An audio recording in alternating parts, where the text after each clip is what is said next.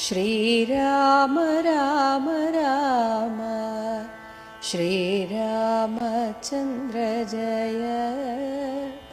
ശ്രീരാമ രാമ രാമ ശ്രീരാമഭദ്ര ജയ. ശ്രീരാമ രാമ രാമ സീതാഭിരാമ രാമ.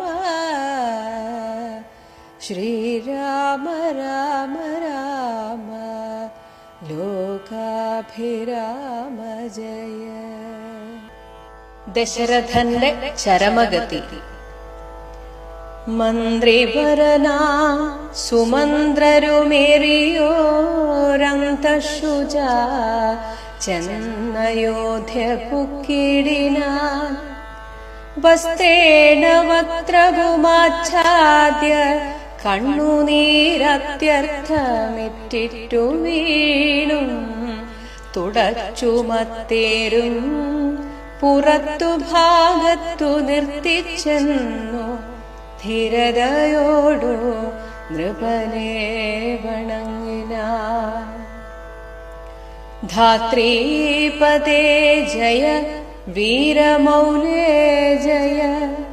ശാസ്ത്രമതേ ജയ ശൗര്യാമുധേ ജയ. കീർത്തിനിധേ ജയ സ്വാമിൻ ജയ ജയ. മാർത്താണ്ഡഗോത്രജാതോത്തംസമേ ജയ.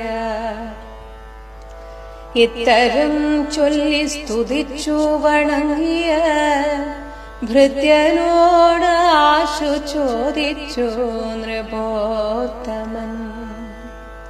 സോദരനോടും ജനകാത്മജയോടുമേതൊരു ദിക്കിലിരിക്കുന്നു രാഘവൻ. നിർലജ്ജനായതി പാപിയാമെന്നോടു ചൊല്ലുവാനെന്തൊന്നു ചൊല്ലിയതെന്നുടെ ലക്ഷ്മണനെന്തു പറഞ്ഞു വിശേഷിച്ചു. ലക്ഷ്മീ സമയായ ജാനകീ ദേവിയും. ഹാ രാമ ഹാ ഗുണവാരിധേ ലക്ഷ്മണ വാരിചലോചനേ ബാലേ മിഥിലജേ.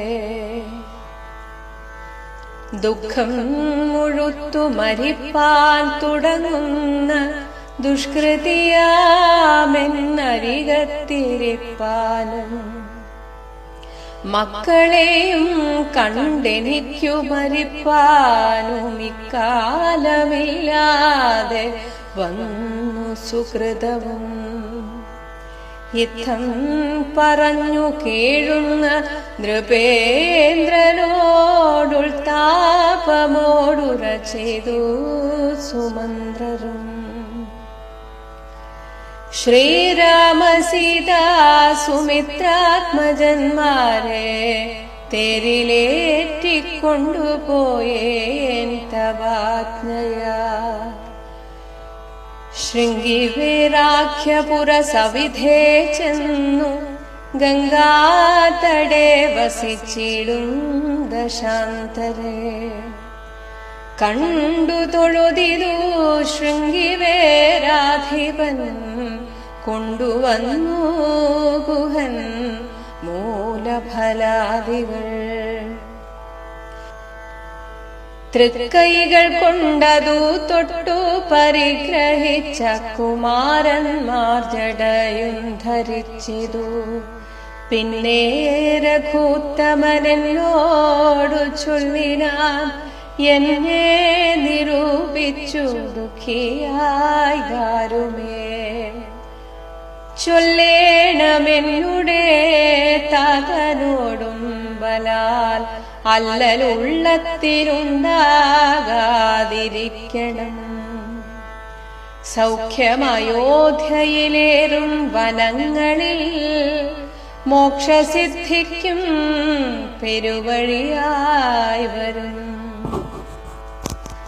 മാതാവിനും നമസ്കാരം വിശേഷിച്ചു ഖേദമെന്നെ കുറിച്ചുണ്ടാകരുതേതും. പിന്നെയും പിന്നെയും ചൊൽക പിതാവധിഖിന്നനായി വാർദ്ധക്യ പീഡിതനാകയാൽ. എന്നെ പിരിഞ്ഞുള്ള ദുഃഖമശേഷവും ധന്യവാക്യാമൃതം കൊണ്ടടക്കിയിടണം. ജാനകിയും തൊഴുതെന്നോടു ചൊല്ലിനാളാനന പത്മവും താർത്തി മന്ദം മന്ദം. അശ്രുകണങ്ങളും വാർത്തു സഗദ്ഗതം ശ്വശ്രുപാദേഷു സാഷ്ടാംഗം നമസ്കാരം. തോണികരേറി ഗുഹനോടു കൂടവേ പ്രാണവിയോഗേന നിന്നേനടിയലും. അക്കരെ ചെന്നിറങ്ങിപ്പോയി മറവോളമിക്കരെ നിന്നു ശവശരീരം പോലെ. 4-5 നാഴിക ചെന്നവാറേ ധൈര്യമാലംബ്യ മന്ദം നിവൃത്തനായിടിനേ. തത്ര കൗസല്യ കരഞ്ഞു തുടങ്ങിനാൾ. ദത്തമല്ലോ പണ്ടു പണ്ടേ ഭരദ്വയം. ഇഷ്ടയായോരു കൈകേയിക്ക് രാജ്യമോ തുഷ്ടനായി നൽകിയാൽ പോരായിരുന്നിതോ. മൽപുത്രനെ കാലനാന്തേ കളവതിനി പാപിയെന്തു പിഴച്ചിതു ദൈവമേ.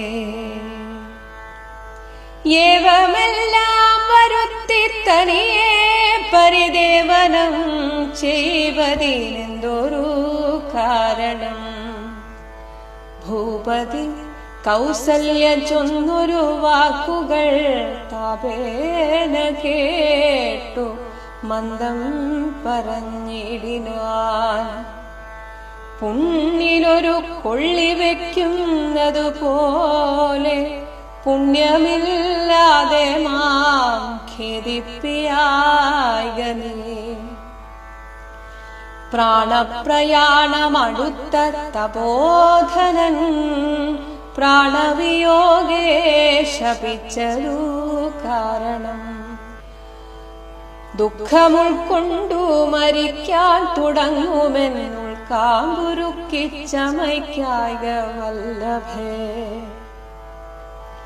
കേൾക്ക നീ ശാപപ്രകാരം മനോഹരേ. സാക്ഷാൽ തപസ്വികളീശ്വരന്മാരല്ലോ. അർദ്ധരാത്രൗ ശരജാലവും ചാപവും ഹസ്തേ ധരിച്ചു മൃഗയാ വിവശനായി. വാഹിനീ തീരെ വനാന്തരെ മാനസമോഹേന നിൽക്കുന്ന നേരമൊരു മുനി. ദാഹേന മാതാപിതാക്കൾ നിയോഗത്താൽ സാഹസത്തോടിരുട്ടത്തു പുറപ്പെട്ടു. കുംഭവും കൊണ്ടു നീർ കോരുവാൻ വന്നവൻ കുംഭേന വെള്ളമൻപോടു മുക്കും വിധം. കുംഭത്തിൽ നീരകം പൊക്കു ശബ്ദം കേട്ടു. കുംഭിത്തുമ്പിക്കൈയിലം ഭോഗതമിതേ. ചിന്തിച്ചുടൻ നാദഭേദിനം സായകം സന്ധായ ചാപേ ദൃഢമയച്ചീടിനേ. ഹാഹാഹതോസ്മ്യഹം ഹാഹാഹതോസ്മ്യഹം. ഹാഹേദി കേട്ടിതു മാനുഷവാക്യവും. ഞാനൊരു ദോഷമാരോടുമേ ചെയ്തീല. കേനവാഹന്ത ഹതോഹം വിധേ. വൃഥാ പാർത്തിരിക്കുന്നിതു മാതാപിതാക്കന്മാരാർത്തി കൈക്കൊണ്ടു തണ്ണീർ കുദാഹിക്കയാൽ. ഇത്തരം മർത്യനാദം കേട്ടു ഞാനതിത്രസ്തനായി തത്ര ചെന്നത്തലോടും തഥാ. താപസബാലകൻ പാദങ്ങളിൽ വീണു താപേന ചൊന്നേ മുനിസുതനോടു ഞാൻ. സ്വാമിൻ ദശരഥനായ രാജാവു ഞാൻ, മാമപരാധിനം രക്ഷിക്ക വേണമേ. ഞാനറിയാതെ മൃഗയാവിവശനായാന തണ്ണീർ കുടിക്കും നാദമെന്നോർത്തു. ബാണമെയ്തേ നദിപ്പാപിയായോരു ഞാൻ, പ്രാണൻ കളയുന്നതുണ്ടിനി വൈകാതെ. പാദങ്ങളിൽ വീണു കേടിടുമെന്നോടു ഖേദം കലർന്നു ചൊന്നാൻ മുനിബാലകൻ. കർമ്മമത്രേ തടുക്കാവതല്ലാർക്കുമേ, ബ്രഹ്മഹത്യാ പാപമുണ്ടാകയില്ലതേ. വൈശനത്രേ ഞാൻ മമ പിതാക്കന്മാരെ ആശ്വസിപ്പിക്ക നീതുമേ വൈകാതെ. വാർദ്ധക്യമേറി ജരാനരയും കൊണ്ടു നേത്രവും കാണാതെ പാർത്തിരുന്നിരുന്നു. ദാഹേന ഞാൻ ജലം കൊണ്ടങ്ങു ചെല്ലുവാൻ, ദാഹം കെടുക്ക നീ തണ്ണീർ കൊടുത്തിനി. വൃത്താന്തമെല്ലാം അവരോടറിയിക്ക, സത്യമെന്നാൽ അവർ നിന്നെയും രക്ഷിക്കും. എന്നോട് താതനു കോപമുണ്ടാകിലോ, നിന്നെയും ഭസ്മമാക്കിയിടുമറിയുക നീ. പ്രാണങ്ങൾ പോകാഞ്ഞു പീഡയുണ്ടേറ്റവും, ബാണം പരിക്ക നീ വൈകരുതേതുമേ. എന്നതു കേട്ടു ശല്യോദ്ധാരണം ചെയ്തു, പിന്നെ സജലം കലശവും കൈക്കൊണ്ടു. ദമ്പതിമാരിയ്ക്കുന്ന അവിടേക്ക് അതിസംഭ്രമത്തോടു ഞാൻ ചെല്ലും ദശാന്തരേ. വൃദ്ധതയോടു നേത്രങ്ങളും വേറുപെട്ടർദ്ധരാത്രിക്കു വിശന്നു ദാഹിച്ചഹോ. വർത്തിക്കുമെങ്ങൾക്ക് തണ്ണീർക്കു പോയൊരു പുത്രനുമിന്നു മറന്നു കളഞ്ഞിതോ. മറ്റില്ലൊരാശ്രയം ഞങ്ങൾക്കൊരു നാളും, മുറ്റും ഭവാനൊഴിഞ്ഞെന്തു വൈകിടുവാൻ. ഭക്തിമാനേറ്റവും ഉന്നമെല്ലാം അതിസ്വസ്ഥനായി വന്നിതോ നീ കുമാരാബലാൽ. ഇപ്രകാരം നിരൂപിച്ചിരിക്കും വിധവും മൽപാദവിന്യാസജധ്വനി കേൾക്കായി. കാൽപ്പെരുമാറ്റം മതീയം തഥാ കേട്ടു, താൽപര്യമോടു പറഞ്ഞു ജനകനും. വൈകുവാനെന്തു മൂലം മമ നന്ദന, വേഗേന തണ്ണീർ തരിക നീ സാദരം. യുദ്ധമാകർണ്യ ഞാൻ ദമ്പതിമാർ പദം ഭക്ത്യാ നമസ്കരിച്ചെത്രയും ഭീതനായി. വൃത്താന്തമെല്ലാം അറിയിച്ചിതന്നേരം, പുത്രനല്ലല്ല അയോധ്യാധിപനാകിയ പൃഥ്വീവരൻ ഞാൻ ദശരഥനെന്നു പേർ. രാത്രൗ വനാന്തേ മൃഗയാ വിവശനായി, ശാർദൂല മുഖ്യ മൃഗങ്ങളെയും കൊന്നു. പാർത്തിരുന്നേ നദീതീരെ മൃഗാശയാ, കുംഭത്തിൽ നീരകം പുക്ക ശബ്ദം കേട്ടു കുംഭീവരൻ നിജ തുമ്പിക്കരം തന്നിലംഭസ്സു കൊള്ളുന്ന ശബ്ദമെന്നോർക്കയാലംബയച്ചേനറിയാതെയതും ബലാൽ. പുത്രനോ കൊണ്ട നേരത്തു കരച്ചിൽ കേട്ടെത്രയും ഭീതനായി തത്ര ചെന്നിടിനേൻ.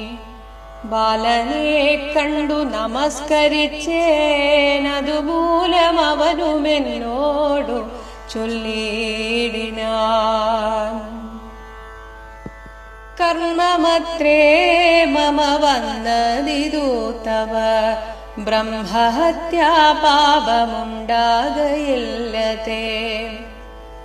കണ്ണും പൊടിഞ്ഞു വയസ്സുമേറെ പൊക്കു പർണശാലാന്തേ വിഷന്നുദാഹത്തോടും. എന്നെയും പാർത്തിരിക്കും പിതാക്കന്മാർക്കു തണ്ണീർ കൊടുക്കയെന്നോടു ചൊല്ലിനാൻ. ഞാനതു കേട്ടുഴറ്റോടു വന്നേനിനി ജ്ഞാനികളാം നിങ്ങളൊക്കെ ക്ഷമിക്കണം. ശ്രീപാദപങ്കജമെന്നിയേ മറ്റില്ല പാപിയായോരടിയന്നവലംബനം. ജന്തുവിഷയാ കൃപാവശകന്മാരല്ലോ സന്തതം താപസ പുങ്കവന്മാർ നിങ്ങൾ. യുദ്ധമാകർണ്യ കരഞ്ഞു കരഞ്ഞവരെത്രയും ദുഃഖം കലർന്നു ചൊല്ലിടിനാർ. പുത്രനെവിടെ കിടക്കുന്നിതു ഭവാൻ, തത്രൈവ ഞങ്ങളെ കൊണ്ടുപോയിടണം. ഞാനതു കേട്ടവർ തമ്മേ എടുത്തതി ദീനതയോടു മകനുടൽ കാട്ടിനേൻ. കഷ്ടമാഹന്ത കഷ്ടം കർമ്മമെന്നവർ തൊട്ടു തലോടി തനയ ശരീരവും. പിന്നെ പലതരം ചൊല്ലി വിലപിച്ചു ഖിന്നതയോടവരെന്നോടു ചൊല്ലിനാർ. നീ ഇനി നല്ല ചിത ചമച്ചിടണം, തീയുമേറ്റം ജ്വലിപ്പിച്ചു വൈകിടാതെ. തത്ര ഞാനും ചിത കൂട്ടിനേനന്നേരം പുത്രേണ സാഗം പ്രവേശിച്ചവർകളും. ദഗ്ധദേഹന്മാരുമായി ചെന്നു മൂവരും വൃത്രാരിലോകം ഗമിച്ചു വാഴിടിനാർ. വൃദ്ധ തപോധനന്നേരമിന്നോടു പുത്രശോകത്താൽ മരിക്കുന്നു ചൊല്ലിനാൻ. ശാപകാലം നമുക്കാഗതമായിതു താപസവാക്യമസത്യമായും വരാ. മന്നവനേവം പറഞ്ഞു വിലപിച്ചു പിന്നെയും പിന്നെയും കേളു തുടങ്ങിനാൻ. ഹാ രാമാ പുത്ര ഹാ സീതേ ജനകജേ, ഹാ രാമാ ലക്ഷ്മണ ഹാ ഹാ ഗുണാബുധേ. നിങ്ങളെയും പിരിഞ്ഞൻ മരണം പുനരിങ്ങനെ വന്നതു കൈകേയി സംഭവം. രാജീവനേത്രനെ ചിന്തിച്ചു ചിന്തിച്ചു രാജാ ദശരഥൻ പൊക്കു സുരാലയം. മന്ത്രിവരനാം സുമന്ത്രരും ഏറിയോരന്തഃശുച. സുമന്ത്രർ തിരിച്ചു വരികയാണ്. ഏറിയോരന്തഃശുച. അന്തഃശുച എന്നാൽ ഉള്ളിൽ അത്രയധികം ദുഃഖഭാരത്താൽ ചെന്നയോധ്യ പുക്കീടിനാൻ. അപ്പോൾ തൻ്റെ ആ മുഖത്തെ കണ്ണീര്, വിഷമം അതൊന്നും ആരും കാണാതിരിക്കാൻ വസ്ത്രേണ തൻ്റെ ഉത്തരീയം കൊണ്ട് വക്ത്രവും ആച്ഛാദ്യ തൻ്റെ മുഖം മറച്ചു. എന്നിട്ട് കണ്ണുനീരത്യർത്ഥമിറ്റിറ്റു വീണും. അപ്പോൾ കണ്ണിൽ നിന്നിങ്ങനെ ധാരധാരയായിട്ട് കണ്ണീരൊഴുകയാണ്. അപ്പോഴൊക്കെ ആ വസ്ത്രം കൊണ്ട് തുടച്ചും, അങ്ങനെ തുടച്ചും ആ തേരും, അങ്ങനെ വന്ന ആ തേര് പുറത്തു ഭാഗത്ത് നിർത്തി ചെന്ന് ധീരതയോട് നൃപനെ വണങ്ങിനാൻ. ഇപ്പോൾ ദശരഥ മഹാരാജാവ് കൗസല്യയുടെ അന്തഃപുരത്തിലാണ്. അപ്പോൾ അവിടെ ചെന്നിട്ട് രാജാവിനെ വണങ്ങി. ധാത്രീപതേ, രാജാവേ, ജയ വീരമൗലേ, വീരന്മാർക്ക് മകുടോദാഹരണമായിരിക്കുന്ന അല്ലയോ ദശരഥ മഹാരാജാവേ, ജയ ജയ.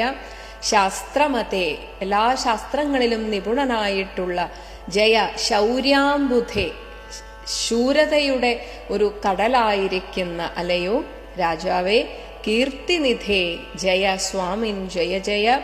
മാർത്താണ്ഡഗോത്രജാത ഉത്തം സമേ, മാർത്താണ്ഡഗോത്രം സൂര്യവംശം, അതിൽ ജനിച്ചവരിൽ ഉത്തമനായിട്ടുള്ള അല്ലയോ രാജാവേ, ജയ. ഇത്തരം ചൊല്ലി സ്തുതിച്ചു വണങ്ങിയ ഭൃത്യനോട്, തന്റെ മന്ത്രിയോടാശു ചോദിച്ചു നൃപോത്തമൻ, സോദരനോടും ജനകാത്മജയോടും ഏതൊരു ദിക്കിലിരിക്കുന്നു രാഘവൻ? ഇപ്പോഴെവിടെയാ എന്റെ രാമനുള്ളത്? നിർലജ്ജനായി അതിപാപിയാം എന്നോട് ഒട്ടും എനിക്കിത് ചോദിക്കാൻ പോലും അർഹതയില്ല. അത്രയും ക്രൂരതയാണ് എൻ്റെ മക്കളോട് ഞാൻ കാണിച്ചത്.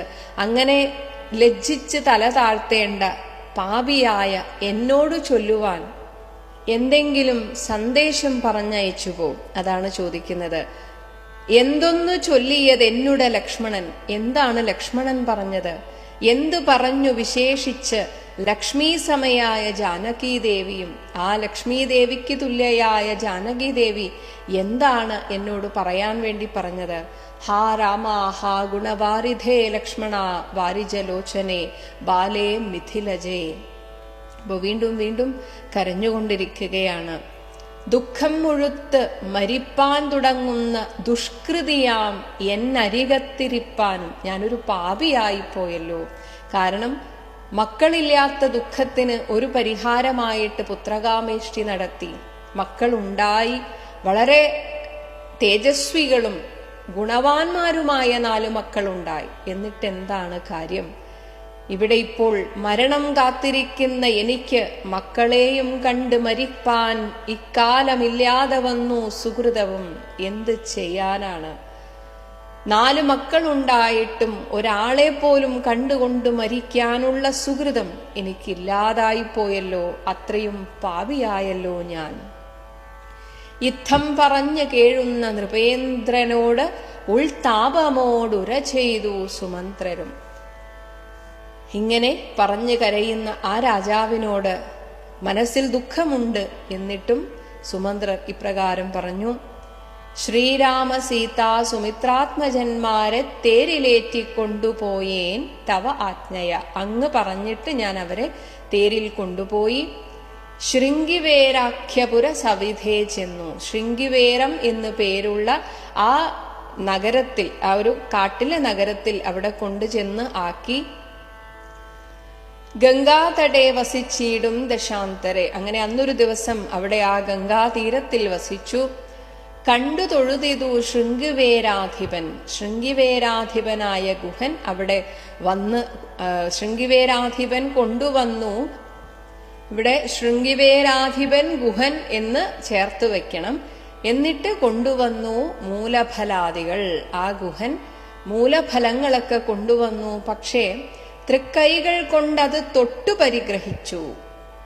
അങ്ങനെ തൊട്ടിട്ട്, അതായത് ഞങ്ങൾ സ്വീകരിച്ചു എന്ന രീതിയിൽ ഒന്ന് തൊട്ടു, പക്ഷെ കഴിച്ചില്ല. അതാണ് തൊട്ട് പരിഗ്രഹിച്ച കുമാരന്മാർ അവിടെ നിന്ന് ജടയും ധരിച്ചു. ആ പേരാലിന്റെ കറ കൊണ്ട് ജടയൊക്കെ ധരിച്ചിട്ട് പിന്നെ രഘൂത്തമൻ എന്നോട് ചൊല്ലിനാൻ, എന്നോട് പറയുകയാണ് രാമൻ, എന്നെ നിരൂപിച്ച് ദുഃഖിയായി കാരുമേ, ഞാൻ സങ്കടപ്പെടുന്നുണ്ട് എന്ന് വിചാരിച്ച് ആരോടും ദുഃഖിക്കരുത് എന്ന് പറയണം. ചൊല്ലേണം എന്നുടെ താതനോടും ബലാൽ, അല്ലൽ ഉള്ളത്തിലുണ്ടാകാതിരിക്കണം. അല്ലൽ ദുഃഖം, ഉള്ളത്തിൽ മനസ്സിൽ ദുഃഖമില്ലാതിരിക്കാൻ എൻ്റെ അച്ഛനോട് പറയണം. സൗഖ്യം അയോധ്യയിലേറും വനങ്ങളിൽ, എനിക്ക് അയോധ്യയിലേക്കാളും സുഖം വനങ്ങളിൽ ഇങ്ങനെ നടക്കുന്നതാണെന്ന് പറയണം. മോക്ഷസിദ്ധിക്കും പെരുവഴിയായി വരും. ഇവിടെ പെരുവഴി എന്നതുകൊണ്ട് നല്ല രീതിയിലാണ്, അതായത് ഈ ഒരു യാത്ര മാത്രം മതി മോക്ഷം സിദ്ധിക്കാൻ. അതിന് ഏറ്റവും നല്ല വഴിയായിട്ട് ഈ ഒരു വനയാത്ര മാറും. അതുകൊണ്ട് എനിക്കിത് വളരെ സുഖകരമാണ്. ഇനി മാതാവിനും നമസ്കാരം, വിശേഷമായിട്ട് അമ്മയോട് പ്രത്യേകമായിട്ട് പറയണം എന്ന് പറഞ്ഞു. ഖേദം എന്നെക്കുറിച്ചുണ്ടാകരുതേതും, എന്നെക്കുറിച്ച് ഓർത്ത് ദുഃഖിക്കണ്ട എന്ന് പറയണം. പിന്നെയും ചൊൽക പിതാവതി ഖിന്നനായി, വീണ്ടും പറയുകയാണ്. അച്ഛൻ പ്രായമായി, വയസ്സായി, വാർദ്ധക്യ പീഡിതനാകയാൽ എന്നെ പിരിഞ്ഞുള്ള ദുഃഖം അശേഷവും, എനിക്കറിയാം അച്ഛൻ്റെ ഈ ഒരു പ്രായവും കൂടെ കണക്കിലെടുത്ത് അത്രയും ദുഃഖമുണ്ടാകും. ഞാൻ അടുത്തു വേണ്ട സമയമാണ്. പക്ഷേ ഇങ്ങനെയൊരു വിധിഹിതമായിട്ട് ഇങ്ങനെ വന്നതുകൊണ്ട് നമുക്കിത് അംഗീകരിക്കണം. അപ്പോൾ എന്നെ പിരിഞ്ഞുള്ള എല്ലാ ദുഃഖം അശേഷവും ധന്യവാക്യാമൃതം കൊണ്ടടക്കിയിടണം. ഇപ്പൊ സുമന്ത്രരെ പറഞ്ഞേൽപ്പിക്കുകയാണ്, അങ്ങ് വേണ്ട രീതിയിൽ കാര്യങ്ങളൊക്കെ പറഞ്ഞ് മനസ്സിലാക്കിച്ചിട്ട് അച്ഛന്റെ ദുഃഖം എല്ലാം ഇല്ലാതാക്കാൻ മുൻകൈയെടുക്കണം. ഇനി ജാനകിയും തൊഴുതെന്നോട് ചൊല്ലിനാൾ, ആനന പത്മവും താഴ്ത്തി മന്ദം. അപ്പോ മന്ത്രിയോടാണെങ്കിലും ഒരു കുലസ്ത്രീ മുഖത്ത് നോക്കി സംസാരിക്കില്ല എന്ന് കാണിക്കാനാണ്. തന്റെ താമര പോലെയുള്ള മുഖം, ആനന പത്മം താഴ്ത്തി, മുഖം താഴ്ത്തിയിട്ടാണ് സംസാരിക്കുന്നത്. മന്ദം അശ്രുകണങ്ങളും വാർത്ത് സഗദ്ഗതം. സീതാദേവിയും കരഞ്ഞുകൊണ്ടാണ് എന്നോട് പറഞ്ഞത്, ശ്വശ്രുപാദേഷു സാഷ്ടാംഗം നമസ്കാരം, എൻ്റെ ഭർത്തൃമാതാവായ കൗസല്യക്ക് എൻ്റെ നമസ്കാരം. പിന്നീട് അവർ തോണികരേറി ഗുഹനോടുകൂടവേ അവർ പോയി. അപ്പോ ഇത് കണ്ടിട്ട് പ്രാണവിയോഗേന നിന്നേനടിയനും, പ്രാണൻ പറഞ്ഞു പോകുന്ന ആ വേദനയോടെ ഞാനത് നോക്കി നിന്നു. അക്കരെ ചെന്നിറങ്ങിപ്പോയി മറവോളം, അവർ ആ ഗംഗയുടെ അക്കരെ ചെന്നിട്ട് അവിടെ നിന്ന് മറയുന്ന അത്രയും നേരം ഇക്കരെ നിന്ന് എങ്ങനെ നോക്കിയെന്നാണ്, ശവശരീരം പോലെ. സത്യത്തിൽ എനിക്ക് ജീവൻ ഉണ്ട് എന്ന് മാത്രം പറയാം. ഞാൻ നിശ്ചലനായിരുന്നു, ഒരു ശവശരീരം എന്ന പോലെ ഞാനിങ്ങനെ നോക്കി നിന്നു. അങ്ങനെ 4-5 നാഴിക ചെന്നവാറെ കുറെ നേരം അങ്ങനെ ഞാൻ നിന്ന ആ നിൽപ്പിൽ കുറെ നേരം നിന്നിട്ട് പിന്നീട് കുറച്ച് നേരം കഴിഞ്ഞപ്പോൾ ആലംബ്യ ആ ഒരു ധൈര്യം വീണ്ടെടുത്തിട്ട് മന്ദം നിവൃത്തനായിടിനെ ഞാൻ തിരിച്ചിങ്ങോട്ടേക്ക് വന്നു. ഇതൊക്കെ കേട്ടപ്പോൾ തത്ര കൗസല്യ കരഞ്ഞു തുടങ്ങിനാൾ. അപ്പോൾ രാജാവിനെ കുറ്റപ്പെടുത്തിക്കൊണ്ടാണ് കരയുന്നത്.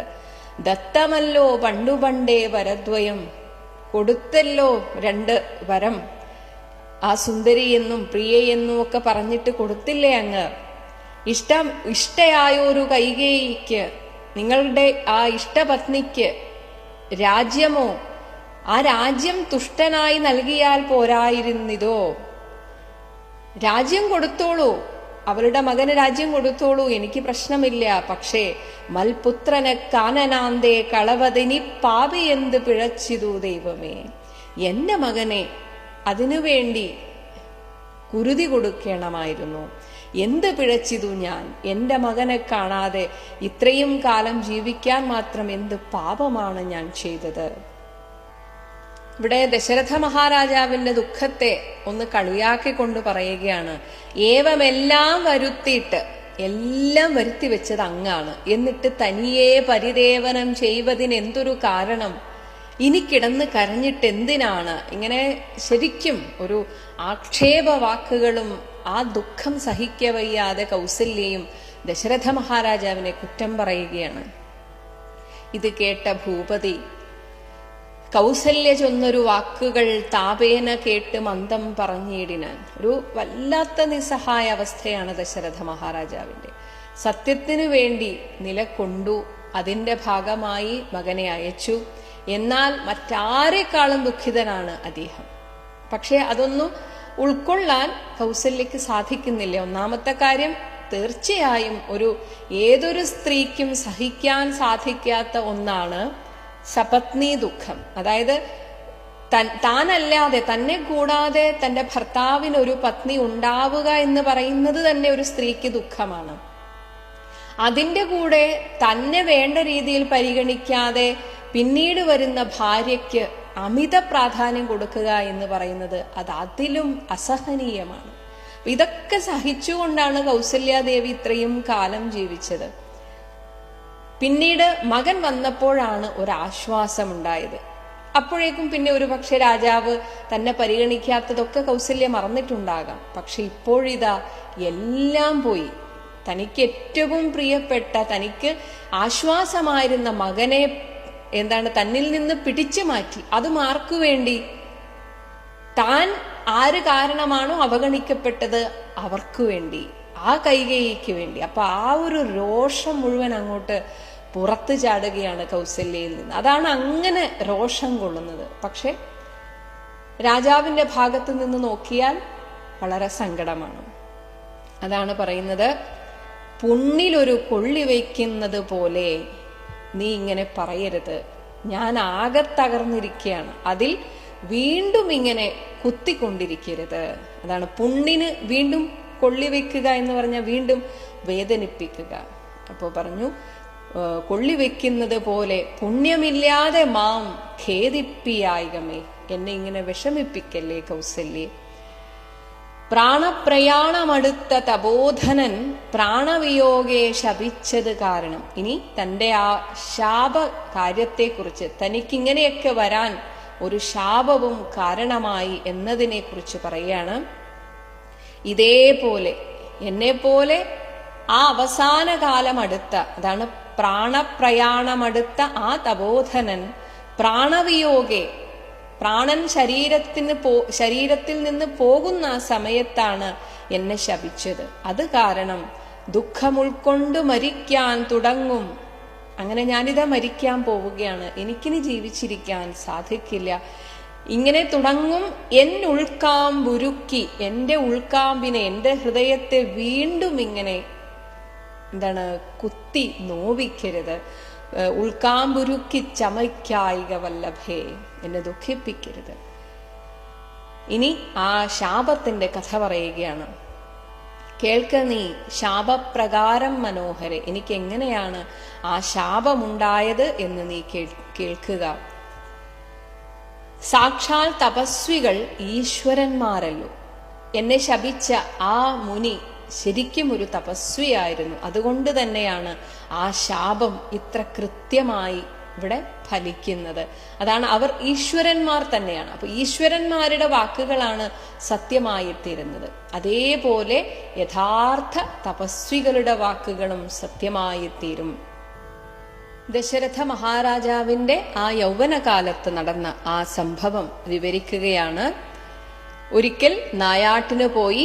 അങ്ങനെ അർദ്ധരാത്രിയായി. അത്രയും സമയം നായാടിയിട്ടും തളരാതെ, എന്നാൽ തളർച്ചയില്ല എന്നും പറയാൻ പറ്റില്ല. പക്ഷെ ആ നായാടുന്നതിനുള്ള ആ ഒരു ആവേശത്താൽ അപ്പോഴും ഇനിയും ഏതെങ്കിലും മൃഗത്തെ കിട്ടുമോ എന്ന് നോക്കിക്കൊണ്ട് അർദ്ധരാത്രിയിൽ ശരജാലവും ചാപവും, ശരക്കൂട്ടം, അമ്പുകളുടെ കൂട്ടവും ചാപവും ഹസ്തേ ധരിച്ച്, എന്റെ കയ്യിൽ തന്നെ വെച്ച് മൃഗയാ വിവശനായിട്ട്, അവിടെ ആ മൃഗയാ വിനോദത്തിനുള്ള ആ ഒരു ആശയുമുണ്ട്, എന്നാൽ ക്ഷീണവുമുണ്ട്. അങ്ങനെ വാഹിനീ തീരെ, ആ നദീതീരത്തിൽ വനാന്തരെ മാനസമോഹേന, ഇനിയും ഏതെങ്കിലും ഒരു മൃഗത്തെ കൊല്ലാൻ സാധിക്കുമോ എന്നിങ്ങനെ നോക്കി നിൽക്കുന്ന നേരം ഒരു മുനി, ഇത് രാജാവ് ആദ്യം അറിയുന്നില്ല, ദാഹേന മാതാപിതാക്കൾ നിയോഗത്താൽ സാഹസത്തോടിരുട്ടത്ത് പുറപ്പെട്ടു. എന്തിനാണ് മുനി ആ ഇരുട്ടത്ത് തന്നെ വന്നത്? കാരണം അച്ഛനമ്മമാർ അത്രയും അത്യാവശ്യമായിട്ട് വെള്ളത്തിന് പറഞ്ഞു. അതാണ് സാഹസത്തോടെ ആ ഇരുട്ടത്ത് കാട്ടിൽ വരാൻ കാരണം അതാണ്. അങ്ങനെ കുംഭവും കൊണ്ട് ആ കുടം വെള്ളത്തിൽ വെള്ളം കോരുവാൻ വന്നവൻ കുംഭേന കുടമെടുത്തിട്ട് വെള്ളം അൻപോട് മുക്കും വിധം, ആ വെള്ളത്തിൽ അങ്ങനെ മുക്കിയിട്ട് വെള്ളം ഇങ്ങനെ അതിലേക്ക് കയറുമ്പോഴുള്ളൊരു ശബ്ദം, ആ ഗുളുഗുളു ശബ്ദം, അതാണ് കുംഭത്തിൽ നീരകം പുക്കു. കുടം വെള്ളത്തിലേക്ക് അങ്ങനെ കമഴ്ത്തിയിട്ട് അതിനെ തിരിച്ചു പിടിച്ച് അതിലേക്ക് വെള്ളം കയറുമ്പോഴുണ്ടാകുന്ന ആ ഒരു ശബ്ദം. അപ്പൊ അത്രയും സൂക്ഷ്മമാണ് ഈ ദശരഥന്റെ ചെവി എന്നുകൂടെ വേണം അറിയാൻ. അത്രയും സൂക്ഷ്മമായ ഇന്ദ്രിയങ്ങളോട് കൂടിയ ആളാണ് ദശരഥൻ. അങ്ങനെ ആ ശബ്ദം കേട്ടിട്ട് കുംഭി തുമ്പിക്കൈയിൽ അംഭോഗതമിതി, കുംഭി ആന തുമ്പിക്കൈയിൽ വെള്ളമെടുക്കുകയാണോ എന്ന് ചിന്തിച്ചുടൻ നാദഭേദിനം സായകം, അവിടെയും നേരിട്ട് പോയിട്ട് അമ്പയക്കുകയല്ല ചെയ്യുന്നത്, നാദഭേദിയായിട്ടുള്ള ശബ്ദം കേട്ട ദിക്കിലേക്ക് അമ്പയക്കാനുള്ള അത്രയും പ്രാവീണ്യമുള്ള ദശരഥൻ ആ കേട്ട ദിക്കിലേക്ക് അവിടെ എന്താണെന്ന് പോലും നോക്കാതെ അയക്കുകയാണ് ചെയ്യുന്നത്. അതാണ് നാദഭേദിനം സായകം. ശബ്ദം കേട്ട് അതിനെ ഭേദിക്കാൻ തക്കതായ ആ സായകം, അമ്പിനെ സന്ധായ, അതിനെ അമ്പ് കുലയ്ക്കണം, അങ്ങനെ അത് കുലച്ച് ചാവേ ദൃഢം അയച്ചിടിനേൻ. ഇത് അവിടെ കൊണ്ടതും ഹാ ഹാ ഹതോസ്മ്യഹം, അഹം ഹതോസ്മി, ഞാനിതാ കൊല്ലപ്പെടാൻ പോകുന്നു. ഹാ ഹാ ഹതോസ്മി അഹം, ഞാൻ കൊല്ലപ്പെടാൻ പോകുന്നു. ഹാ ഹാ ഇതി കേട്ടിതു മാനുഷവാക്യവും, കേട്ടത് ഒരു മനുഷ്യന്റെ കരച്ചിൽ. ആ മനുഷ്യൻ തുടരുകയാണ്, ഞാനൊരു ദോഷം ആരോടുമേ ചെയ്തില്ല, കേനവാഹന്ത, ആരോടും ഒരു ദ്രോഹവും ചെയ്യാത്ത ഞാൻ, കേന ആരാലാണ് ഹന്ത കൊല്ലപ്പെടാൻ പോകുന്നത്, ഹതോഹം ഞാനിതാ കൊല്ലപ്പെടാൻ പോകുന്നു, അതായത് മരിക്കാൻ പോകുന്നു. വിധേ, ഇതൊരു വിധി തന്നെ, ഇതെന്റെ വിധി തന്നെ. മാത്രമല്ല അവിടെ സങ്കടം എന്താണ്? വൃഥാ പാർത്തിരിക്കുന്നിതു മാതാപിതാക്കന്മാർ, എന്റെ അച്ഛനമ്മമാർ വെള്ളം കുടിക്കാൻ വെറുതെ എന്നെ കാത്തിരിക്കുകയാണല്ലോ. ആർത്തി കൈക്കൊണ്ട് തണ്ണീർക്ക് ദാഹിക്കയാൽ, അവർ വെള്ളത്തിന് വേണ്ടി ദാഹിച്ച് അവിടെ ഇരിക്കുകയാണല്ലോ. ദൈവമേ, ഇതെന്തൊരു കഷ്ടമാണ്. ഇത്തരം അർത്യനാദം കേട്ട്, അപ്പൊ ഇനി ദശരഥൻ പറയുകയാണ്, അങ്ങനെ ഒരു മനുഷ്യന്റെ ആർത്തനാദം കേട്ട് ഞാൻ അതിത്രസ്തനായി ആകെ പേടിച്ചുപോയി. എന്നിട്ട് തത്ര ചെന്ന് അത്തലോടും, ആകെ പരിഭ്രമിച്ചിട്ട് അവിടെ ചെന്നിട്ട് തഥാ, അപ്പോഴാണ് കാണുന്നത് ഒരു താപസ ബാലകൻ. ഉടനെ ചെന്ന് പാദങ്ങളിൽ വീണ് താപേന ചൊന്നേൻ. കാരണം താപസന്മാർ ശപിച്ചാൽ അത് അച്ചട്ടാണ്. അതാണ് നേരത്തെ പറഞ്ഞത്, തപസ്വികൾ, സാക്ഷാൽ തപസ്വികൾ ഈശ്വരന്മാരാണ്. അങ്ങനെ നേരെ പോയി ആ മുനികുമാരന്റെ കാലിൽ വീണ് മുനിസുതനോട് ഞാൻ പ്രകാരം പറഞ്ഞു, സ്വാമിൻ, ദശരഥനായ രാജാവു ഞാൻ, മാം അപരാധിനം, അത് അപരാധിനം മാം, അപരാധിയായ എന്നെ രക്ഷിക്കവേണമേ. ഞാൻ അറിയാതെ മൃഗയാവിവശനായി ആന തണ്ണീർ കുടിക്കും നാദമെന്നോർത്തു. ഞാൻ ആ വിനോദത്തിനുള്ള ആ ഒരു ആവേശം കൊണ്ട് ഞാൻ ചിന്തിച്ചത്, എന്റെ ചിന്ത മുഴുവൻ മൃഗങ്ങളെ കുറിച്ചാണ്. അതുകൊണ്ട് തന്നെ പ്രത്യേകിച്ച് ഈ അസമയത്ത് മനുഷ്യർ വരാൻ ഒട്ടും സാധ്യതയില്ല എന്നതുകൊണ്ടും കൂടെ ഞാൻ ഇങ്ങനെ ചിന്തിച്ചു, ഒരു ആന വന്ന് വെള്ളം കുടിക്കുകയായിരിക്കും എന്നോർത്ത് ബാണമെയ്തേൻ അതിപാപിയായോരു ഞാൻ. എന്തൊരു കഷ്ടമാണ്, ഞാൻ അതിപാപിയായല്ലോ. പ്രാണൻ കളയുന്നതുണ്ടിനി വൈകാതെ. അന്ന് തന്നെ ദശരഥൻ പറഞ്ഞു, ഇനി ഞാൻ ജീവിച്ചിരിക്കില്ല, ഞാൻ എന്റെ പ്രാണനെ കളയുകയാണ്. അങ്ങനെ പാദങ്ങളിൽ വീണ് കേണീടും എന്നോട്, അങ്ങനെ കേഴുന്ന എന്നോട് ഖേദം കലർന്നു ചൊന്നാൻ മുനിബാലകൻ. ആ മുനികുമാരൻ ഇപ്രകാരം പറഞ്ഞു, അങ്ങ് വിഷമിക്കേണ്ട, കർമ്മമത്രേ തടുക്കാവതല്ലാർക്കുമേ. ഇതൊക്കെ ആ കർമ്മത്തിന്റെ ഒരു കെട്ടുപാടിൽ നിന്ന്, കർമ്മവശഗതരായ നമ്മളൊക്കെ അസ്വതന്ത്രരാണ്. ആരാൽ വധിക്കപ്പെടണം ഇതൊക്കെ മുന്നേ തീരുമാനിച്ചു വെച്ചതാണ്. അതുകൊണ്ട് ഇതാർക്കും തടുക്കാൻ സാധിക്കില്ല. എന്നാൽ അങ്ങ് വിഷമിക്കേണ്ട, ഞാനൊരു മുനികുമാരനാണ്, ബ്രഹ്മഹത്യാ പാപമുണ്ടാകും എന്ന് വിചാരിച്ച് പേടിക്കേണ്ട. ബ്രഹ്മഹത്യാ പാപമുണ്ടാകയില്ല തേ, അങ്ങേക്ക് അങ്ങനെ ഒരു പാപമുണ്ടാവുകയില്ല. കാരണം ഞാൻ ബ്രാഹ്മണനല്ല, വൈശ്യനത്രേ ഞാനൊരു വൈശ്യനാണ്. പക്ഷെ തപസ്സു ചെയ്ത് അങ്ങനെ തപസ്വിയായതാണ്. ഇനി മമ പിതാക്കന്മാരെ, അച്ഛനും അമ്മയും അവിടെ എന്നെ കാത്തിരിപ്പുണ്ട്, നീ പോയി ആശ്വസിപ്പിക്കണം. ആശ്വസിപ്പിക്ക നീ ഏതുമേ വൈകാതെ. അങ്ങ് പ്രാണൻ കളയരുത്. കാരണം എന്റെ അച്ഛനമ്മമാരെ ഈ വിവരം അങ്ങ് തന്നെ അറിയിക്കണം. വാർദ്ധക്യമേറി ജരാനരയും പൂണ്ട് നേത്രവും കാണാതെ, അവർക്ക് കണ്ണും കാണില്ല, അവർ അത്രയും പ്രായമേറിയിരിക്കുന്നു, ജരാനര പൂണ്ട് അവശരാണ്, കണ്ണു കാണുകയും ചെയ്യാത്ത അവർ പാർത്തിരുന്നിടുന്നു, എന്നെ കാത്തിരിക്കുകയാണ്. ദാഹേന, ദാഹം കൊണ്ട് വരണ്ടിട്ട് ഞാൻ ജലം കൊണ്ടങ്ങ് ചെല്ലുവാൻ. അതുകൊണ്ട് അങ്ങ് വേഗം കൊണ്ടുപോയിട്ട് ഈ ജലം കൊടുക്കണം. ദാഹം കെടുക്ക നീ തണ്ണീർ കൊടുത്തിനി, അങ്ങ് വേഗം ചെല്ലൂ എന്റെ അച്ഛനമ്മമാരുടെ അടുത്തേക്ക്. എന്നിട്ട് വെള്ളം കൊടുത്തിട്ട് വൃത്താന്തമെല്ലാം അവരോടറിയിക്ക. സത്യമായിട്ട് അവരോട് പറയുക. എന്നാൽ അവർ നിന്നെയും രക്ഷിക്കും. അതായത് കടുത്ത ശാപമൊന്നും തരാതെ രക്ഷിക്കും എന്നർത്ഥം. എന്നാൽ പോലും അവരുടെ കോപം കൊണ്ട് എന്ത് സംഭവിക്കുമെന്ന് എനിക്കറിയില്ല. അതുകൊണ്ടാണ് പറയുന്നത്, എന്നുടെ താതന് കോപമുണ്ടാകിലോ നിന്നെയും ഭസ്മമാക്കിയിടുമറിയുക നീ. അച്ഛനോട് നീ സത്യസന്ധമായിട്ട് പറഞ്ഞാൽ ഒരു പക്ഷേ അത്ര വലിയ ശാപമൊന്നുമില്ലാതെ നിനക്ക് രക്ഷപ്പെടാം. എന്നാൽ എന്റെ അച്ഛൻ കോപിക്കുകയാണെങ്കിൽ അങ്ങ് ഭസ്മമായി തീരും. അത്രയും ഉജ്ജ്വല തപസ്വിയാണ് എന്റെ അച്ഛൻ. പ്രാണങ്ങൾ പോകാഞ്ഞു പീഡയുണ്ടേറ്റവും ബാണം പറിക്ക നീ വൈകരുതേതുമേ. അപ്പൊ ഇവിടെ ആ അമ്പ് തറച്ചിട്ട് അവിടെ പ്രാണൻ പോകാതെ ഇരിക്കുന്നിടത്തോളം വേദന ഉണ്ടാകും. അപ്പോൾ ഈ മുനികുമാരൻ പറഞ്ഞു, പ്രാണങ്ങൾ പോകാത്തത് കൊണ്ട് പീഡയുണ്ട്, എനിക്ക് അത്ര വേദനയുണ്ട്, ഒന്നിത് പറിച്ചു കളയൂ. ബാണം പറിക്ക നീ വൈകരുതേതുമേ. വൈകരുത്, എന്തായാലും ഞാൻ മരിക്കും എന്നത് കേട്ട് ശല്യ ഉദ്ധാരണം ചെയ്തു. ശല്യം ആ അമ്പ്, അതിനെ പറിച്ച് ഇങ്ങോട്ട് എടുത്തിട്ട് പിന്നെ സജലം, ജലത്തോടുകൂടി വെള്ളം നിറച്ച കലശവും ആ കുടവും കൈക്കൊണ്ട് ദമ്പതിമാരിയ്ക്കുന്ന അവിടേക്ക്, ആ അച്ഛനമ്മമാരിയ്ക്കുന്ന അവിടെ തീർച്ചയായും ഉണ്ടാകുന്ന ആ ഒരു മനസ്സിന്റെ സംഭ്രമം അത് നമുക്ക് ഊഹിക്കാം. അങ്ങനെ അതിസംഭ്രമത്തോട് ഞാൻ ചെല്ലും ദശാന്തരെ. അങ്ങനെയുള്ള ആ സമയത്ത് വൃദ്ധതയോട് നേത്രങ്ങളും വേറുപെട്ട അർദ്ധരാത്രിക്ക് വിശന്ന് ദാഹിച്ചഹോ.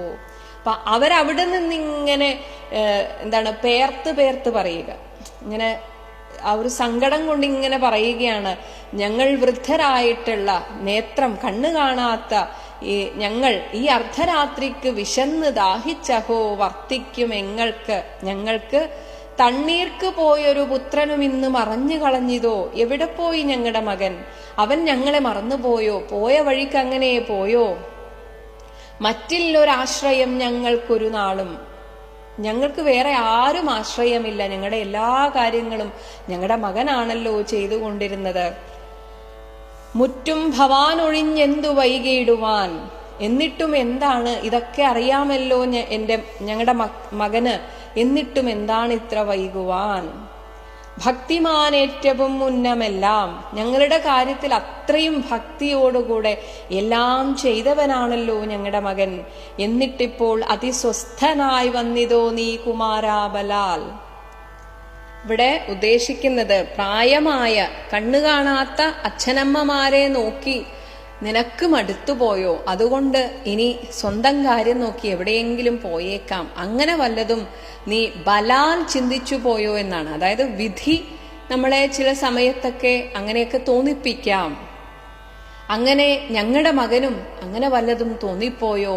കാരണം ഒരുപാട് സമയമായി പോയിട്ട്, സാധാരണഗതിയിൽ പോയി വരേണ്ട സമയമായി. ഇങ്ങനെയൊക്കെ ഇങ്ങനെ പിറുപിറുത്ത് സ്വയം പറഞ്ഞുകൊണ്ടിരിക്കുന്ന ആ അച്ഛനമ്മമാരുടെ അടുത്തേക്കാണ് ദശരഥ മഹാരാജാവ് ചെല്ലുന്നത്. അങ്ങനെ ദശരഥ മഹാരാജാവ് പറയുകയാണ് കൗസല്യയോട്, മത് പാദവിന്യാസജ ധ്വനി, എന്റെ പാദവിന്യാസത്തിൽ നിന്നുണ്ടായ ആ ഒച്ച കേൾക്കായി കാൽപെരുമാറ്റം മതീയം, എന്റെ കാൽപെരുമാറ്റം തഥാ കേട്ട്, അപ്പോൾ കേട്ടിട്ട് താൽപര്യമോട് പറഞ്ഞു ജനകനും. അപ്പോൾ അവർക്ക് ആവേശമായി, ആ മകൻ വന്നു. വൈകുവാൻ എന്തുമൂലം മമനന്ദന, അച്ഛൻ കണ്ണു കാണുന്നില്ല, അപ്പൊ മകനാണെന്ന് തന്നെയാണ് വിചാരിക്കുന്നത്. എന്തു പറ്റി മോനെ? വേഗേന തണ്ണീർ തരിക നീ സാദരം, ഒന്ന് പെട്ടെന്ന് വരൂ, ഞങ്ങൾക്ക് ദാഹിച്ചിട്ട് വയ്യ. യുദ്ധമാകർണ്യ ഞാൻ ദമ്പതിമാർ പദം ഭക്ത്യാ നമസ്കരിച്ചെത്രയും ഭീതനായി. കാരണം എന്താ പറയാ, അങ്ങനെ ഒരു അവസ്ഥയിൽ ആ അച്ഛനമ്മമാർ എങ്ങനെയാ അത് സഹിക്കുക? അപ്പോൾ എന്നാൽ പറയാതിരിക്കാനും സാധിക്കില്ല. അങ്ങനെ ആകെ വിഷമത്തോടെ നേരെ പോയി അവരുടെ കാൽക്കൽ വീണ് പേടിയുമുണ്ട്. അങ്ങനെ പേടിച്ച് വിറച്ചിട്ടായാൽ പോലും വൃത്താന്തമെല്ലാം അറിയിച്ചിതന്നേരം. എന്നിട്ട് പറഞ്ഞു, പുത്രനല്ലല്ല അയോധ്യാധിപനാകിയ പൃഥ്വീവരൻ ഞാൻ ദശരഥൻ എന്ന് പേർ. ഞാൻ നിങ്ങളുടെ മകനല്ല, ഞാൻ രാജാവാണ്, ദശരഥനാണ് ഞാൻ. രാത്രൗ വനാന്തേ, രാത്രിയിൽ വനത്തിൽ മൃഗയാ വിവശനായി ശാർദൂല മുഖ്യ മൃഗങ്ങളെയും പുലി തുടങ്ങിയ മൃഗങ്ങളെയൊക്കെ കൊന്നിട്ട് പാർത്തിരുന്നേൻ. ഞാൻ വീണ്ടും വേറെ ഏതെങ്കിലും മൃഗം വരുമോ എന്ന് വിചാരിച്ച് നദീതീരെ മൃഗ ആശയ, ഏതെങ്കിലും ഒരു മൃഗം വീണ്ടും വരുമെന്ന് ആഗ്രഹിച്ച് ഞാൻ വന്നു. കുംഭത്തിൽ നീരകം പുക്ക ശബ്ദം കേട്ട്, ആ കുടത്തിൽ വെള്ളം നിറയ്ക്കുന്ന ആ ഒരു ശബ്ദം കേട്ടിട്ട് കുംഭീവരൻ നിജ തുമ്പിക്കരം തന്നിൽ, ഒരു ആന തന്റെ തുമ്പിക്കരം തന്നിൽ അംഭസ് കൊള്ളുന്ന വെള്ളം കുടിക്കുന്ന ശബ്ദമെന്നോർക്കയാൽ അമ്പയച്ചേൻ അറിയാതെ അതും ബലാൽ, അതും ഒരു വിധി എന്ന പോലെ. അതാണ് ഇവിടെ ബലാൽ എന്നുകൊണ്ട് ഉദ്ദേശിക്കുന്നത്. എല്ലാം ഒരു വിധി നിർണയം പോലെ വിധിവശാൽ അങ്ങനെ വന്നു പോവുകയാണ് ചെയ്തത്. അങ്ങനെ ആന എന്ന് കരുതി ഞാൻ അയച്ച അമ്പ് പുത്രനു കൊണ്ട നേരത്ത് കരച്ചിൽ കേട്ട് എത്രയും ഭീതനായി തത്ര ചെന്നിടിനേൻ. അപ്പോഴാണ് ഒരു മനുഷ്യ ശബ്ദമാണെന്ന് ഞാൻ കേട്ടത്. അങ്ങനെ പേടിച്ചു വിറച്ച് ഞാൻ ചെന്നു. ബാലനെ കണ്ട് നമസ്കരിച്ചേൻ, അതുമൂലം അവനും എന്നോട് ചൊല്ലിയിടിനാൻ. അവന്റെ കാലിൽ വീണ് നമസ്കരിച്ചപ്പോൾ ആ മുനികുമാരൻ എന്നോട് പറഞ്ഞു, കർമ്മമത്രേ മമ വന്നതിതു, ഇതെന്റെ കർമ്മഫലമാണ് എന്ന് പറഞ്ഞു.